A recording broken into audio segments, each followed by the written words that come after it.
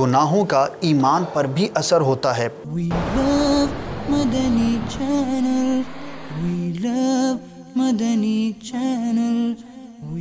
دیکھیں ایمان کے لیے یوں نقصان دہ ہیں کہ ایمان کی نورانیت جو ہے اسے ختم کر دیتے ہیں۔ جیسے ایک حدیث مبارک ہے کہ جب کوئی آدمی بدکاری کرتا ہے جی تو اس وقت اس کا ایمان جو ہے وہ اس سے نکل کر اس کے سر کے اوپر جو ہے نا وہ بلند ہو جاتا ہے، یعنی اس کا ایمان اس سے نکل جاتا ہے۔ صحیح۔ جب وہ آدمی چوری کرتا ہے تو اس کا ایمان اس میں سے نکل جاتا ہے۔ یہ احادیث مبارک میں مضمون موجود ہے، تو لہذا یہ ایمان پر تو اثر ہے۔ صحیح۔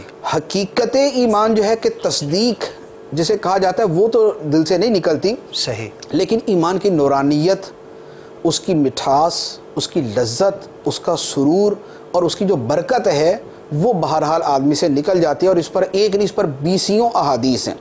جیسے بہت ساری وہ حدیثیں نا کہ جس نے جیسے تمہیں کوئی شخص مسلمان نہیں ہو سکتا جب تک وہ یہ نہ کرے، جب تک وہ یہ نہ کرے، جب تک وہ یہ نہ کرے، تو یہ ساری چیزیں ایمان کی نورانیت کو جو ہے وہ ختم کر دیتی ہیں۔ ٹھیک ہے۔ ایک بات، دوسری بات یہ ہے کہ گناہ کی وجہ سے دل کے اوپر زنگ لگتا ہے، یہ قرآن پاک میں بھی ہے، یہ حدیث کے اندر قرآن پاک کی آیت مبارکہ اللہ تعالیٰ نے ارشاد فرمایا کلا بل ران علی قلوبہم ما کانوا یکسبون، کہ ہرگز نہیں بلکہ لوگوں کے اعمال کی وجہ سے ان کے دلوں پر زنگ چڑھ گیا۔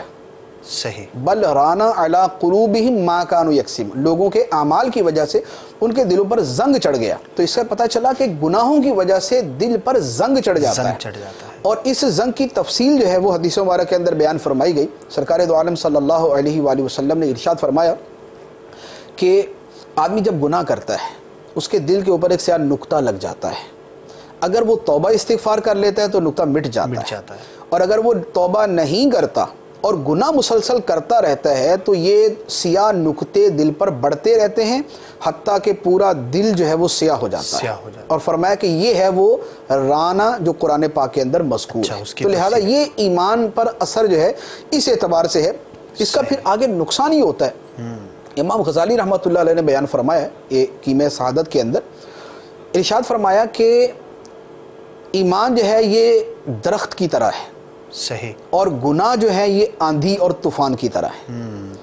گناہوں کی آندھیاں ایمان کے درخت کو اکھیڑ دیتی ہیں، جیسے آندھی کی وجہ سے درخت گر جاتا ہے اور بالکل وہ ملیا مٹ ہو جاتا ہے، اسی طریقے سے گناہوں کی آندھی، گناہوں کی وجہ سے ایمان کا درخت بھی خشک ہو کے گرنے پر پہنچ جاتا ہے اور بعض اوقات گر بھی جاتا ہے۔ We love Madani Channel.